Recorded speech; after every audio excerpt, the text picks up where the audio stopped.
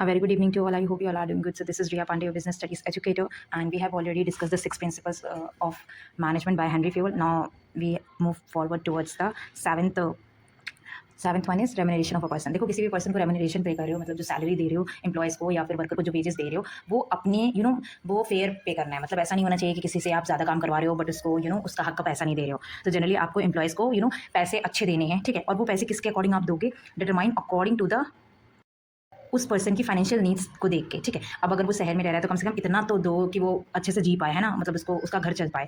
और second one is by keeping in mind that the minimum wage act of the government. अगर कोई worker काम कर रहा है तो आप देखो कि सरकार ने जितना बोला है उसको वेज पे उसी हिसाब से मिले, ठीक है। Third one is the wages and the salary paid by the competitors. जैसे फॉर एग्जाम्पल अगर कोई एम्प्लॉय आपके स्कूल में काम करता है तो आप ये देखो ना, कॉम्पिटिटर उसे कितना पे कर रहे हैं। ऐसा ना हो कि आप उसे बहुत कम पे कर रहे हो, ठीक है।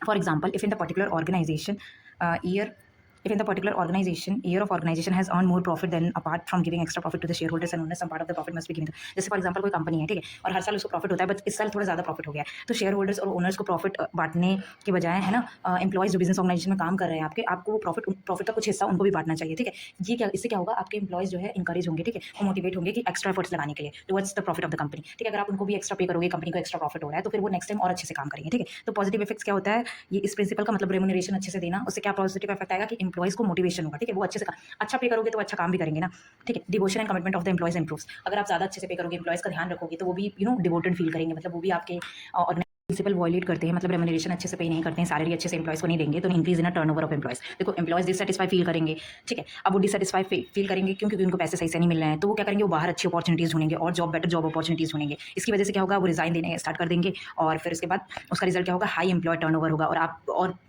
फिर उसका ज़्यादा से ज़्यादा रिक्रूटमेंट होगा, ट्रेनिंग कॉस्ट बढ़ेगी, ठीक है, क्योंकि एम्प्लॉयज़ को आपके यहाँ रहना ही नहीं चाहेंगे, वो उनको लगेगा कि आप अच्छे से पे नहीं कर रहे हो तो बाहर अपॉर्चुनिटी ढूंढेंगे, ठीक है। Second one is dissatisfaction and demotivation of employees. आप अगर उनको अच्छे से पैसे वेजेस नहीं दे रहे हो तो डिसैटिस्फैक्शन आएगा तो उनको ऐसा लगेगा कि उनके काम को अप्रिशिएट नहीं किया जाएगा। और जब आपको ऐसा लगता है कि आप हार्डवर्क करते हो और लोग उसको अप्रिशिएट नहीं करते हैं तो आप अच्छे से काम भी नहीं करते हो, तो डिमोटिवेशन होंगे तो उनकी प्रोडक्टिविटी रिड्यूस होगी और वो अच्छी परफॉर्मेंस नहीं देंगे, पुअर परफॉर्मेंस देंगे, जिसकी वजह से कंपनी को लॉस हो सकता है, ठीक है। Centralisation and decentralisation. सेंट्रलाइजेशन और डिसेंट्रलाइजेशन का मतलब है, सेंट्रलाइजेशन मतलब क्या होता है, सेंटर पे, ठीक है। सेंट्रलाइजेशन मतलब होता है कि जो पावर है वो कुछ हाथों में है, ठीक है। टॉप लेवल मैनेजमेंट में ऐसे 2-3 लोग बैठे हैं जिनके हाथों में पावर है, ठीक है, टॉप लेवल में, उसके बाद ज़्यादा लोग नहीं है, ठीक है। डिसेंट्रलाइजेशन मतलब क्या है कि पावर का डिस्ट्रीब्यूशन अच्छे से हुआ है, ठीक है। हर एक लेवल ऑफ मैनेजमेंट में जैसे 3 लेवल्स ऑफ मैनेजमेंट होते हैं, जैसे मैंने आपको पहले ही बताया था, टॉप लेवल, ठीक है, उसके बाद middle level and then lower level, ठीक है। अब यहाँ पे पावर का अच्छे से डिस्ट्रीब्यूशन हुआ, टॉप लेवल में भी पावर का अच्छे से डिस्ट्रीब्यूशन हो, middle level and lower level, तो प्रॉब्लम नहीं होगी, ठीक है। अब according to the fuel a company must not be completed central. अगर फ्यूल के हिसाब से ना ही कंपनी को सेंट्रलाइज कर सकते हैं पूरी तरीके से, ना ही डिसेंट्रलाइज कर सकते हैं, ठीक है। इसीलिए दोनों का कॉम्बिनेशन रहना चाहिए, मतलब कंपनी सेंट्रलाइज भी रहे, मतलब पावर कुछ हाथों में भी दी जाए और पावर डिस्ट्रीब्यूशन करे लेवल्स में अच्छे से डिस्ट्रीब्यूट भी होनी चाहिए। ऐसा नहीं हो कि सिर्फ कुछ ही हाथ में पावर दे दी जाए और फिर उसका तो अगर कोई स्मॉल ऑर्गेनाइजेशन है, ठीक है, फ्यूल के हिसाब से अगर कोई स्मॉल ऑर्गेनाइजेशन है तो हम उसको सेंट्रलाइजेशन कर सकते हैं उसमें, बट अगर कोई लार्ज ऑर्गेनाइजेशन है तो हमें डिसेंट्रलाइज करना जरूरी होता है। इसलिए लास्ट में फ्यूल ने यही कहा था कि जो कंपनी है उसको ना तो पूरी तरीके से हम सेंट्रलाइज कर सकते हैं, ना ही डिसेंट्रलाइज करेंगे, दोनों का मिक्सचर होना चाहिए। For example, panchayat in our country have been given more powers to decide and spend funds granted to them by the government for welfare of the villages. This is decentralisation. अब ये क्या है, decentralisation है national level पे। अब ये decentralisation और decentralisation मतलब डिस्ट्रीब्यूशन। सेंट्रलाइजेशन मतलब क्या है कि पावर को कुछ हाथों में देना, और डिसेंट्रलाइजेशन का मतलब होता है पावर को हर एक लेवल में डिस्ट्रीब्यूट कर देना, ठीक है। दोनों जरूरी होता है, ठीक है, डिपेंड करता है वो। अब पॉजिटिव इफेक्ट क्या होगा, benefits of centralisation as well. अगर दोनों होगा तो फिर दोनों का बेनिफिट मिलेगा, ठीक है। और अगर इस ये प्रिंसिपल दोनों ऑर्गेनाइजेशन में होगा तो दोनों का बेनिफिट मिलेगा, और दोनों अगर है तो डिसीजन लेने में भी आसानी होगी at operational level and strict control by the top. तो मतलब जो मिडिल लेवल और लोअर लेवल है वो अच्छे से डिसीजन ले पाएंगे, ठीक है, मिडिल और लोअर लेवल अच्छे से डिसीजन ले पाएंगे, और उनका जो पूरा कंट्रोल है वो किसके ऊपर रहेगा, टॉप लेवल, मतलब टॉप लेवल उनको गाइड करेंगे, ठीक है। अगर ये कॉन्सिक्वेंस, मतलब अगर सेंट्रलाइजेशन और डिसेंट्रलाइजेशन को वॉयलेट करते हैं तो क्या प्रॉब्लम होगा, ठीक है। कंप्लीट सेंट्रलाइजेशन कर देंगे, आप ही खुद ही सोचो, अगर सेंट्रलाइज कंप्लीट कर देंगे तो रिजल्ट में थोड़ा देरी हो सकती है, क्योंकि सारी पावर सिर्फ कुछ ही लोगों के हाथ में है जो टॉप लेवल पे बैठे हैं, जो कहाँ बैठे हैं, टॉप लेवल पे, तो डिसीजन लेने में टाइम लगेगा, ठीक है। और सेकंड, अगर कंप्लीट डिसेंट्रलाइजेशन कर देते हैं तो सबके पास ही ओनरशिप है, मतलब सबके पास ही अथॉरिटी है, सबके पास सबको पावर मिल दे दी गई है, तो वो पावर का मिस कर सकते हैं, ठीक है।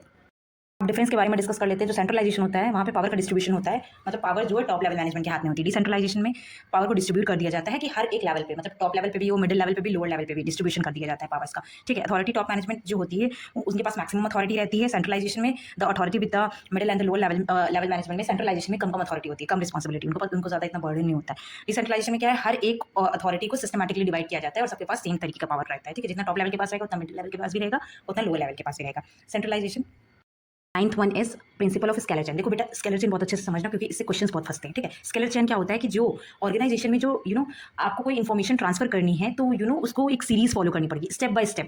मतलब अगर किसी पर्सन को बात करनी है एक डिपार्टमेंट से दूसरे डिपार्टमेंट, तो वो स्टेप बाय स्टेप फॉलो करके उससे बात कर सकता है, बीच में से किसी को स्किप करके वो बात नहीं कर सकता। मतलब एम्प्लॉयज़ को फॉलो करना है, स्टेप चेन को फॉलो करना पड़ेगा, ठीक है। जैसे ये डायग्राम में दिया है, अगर for example according to the scalar chain principle, if अगर ई को, ठीक है, ई को अगर ओ से बात करनी है तो ई को चेन फॉलो करना पड़ेगा, ठीक है।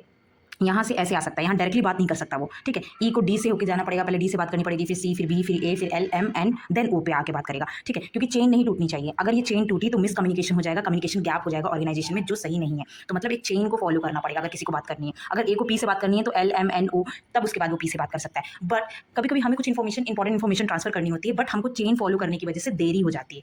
तो उस सिचुएशन में फ्योल जी ने बोला है कि उन्होंने एक शॉर्टकट प्लान किया है जिसको गैंग प्लान कहते हैं। उस सिचुएशन में अगर ई को ओ से बात करनी है तो डायरेक्ट बात कर सकता है, डी को एन से बात करनी है तो डायरेक्ट बात कर सकता है, बी को एल से बात करनी है तो डायरेक्ट कर सकता है गैंग प्लान में, ठीक है। क्योंकि कोई अगर इंपॉर्टेंट इन्फॉर्मेशन ट्रांसफर करनी है तो उस केस में आप ये कर सकते हो, वरना बिजनेस ऑर्गेनाइजेशन में चेन को तोड़ना नहीं है, चेन से ही काम करना है, ठीक है। स्टेप बाय स्टेप आप बात करना, अगर आपको किसी से बात करना है, ठीक है। अब यहाँ पे गैंग प्लान ये कहता है कि अगर ई को ओ से बात करनी है तो डायरेक्टली बात कर सकता है, ठीक है, अगर कुछ अर्जेंट इन्फॉर्मेशन देनी है, ठीक है। तो उसको लॉन्ग प्रोसेस ये पूरा चेन फॉलो करने की जरूरत नहीं है। अब पॉजिटिव इफेक्ट क्या होता है, अगर देखो स्केलर चेन अगर होगा तो पॉजिटिव इफेक्ट क्या आएगा कि अच्छे से इन्फॉर्मेशन ट्रांसफर होगी और कम्युनिकेशन गैप नहीं होगा, ठीक है। सेकंड वन इज सॉरी मैंने कॉन्सिक्वेंसेस की बात नहीं कहा।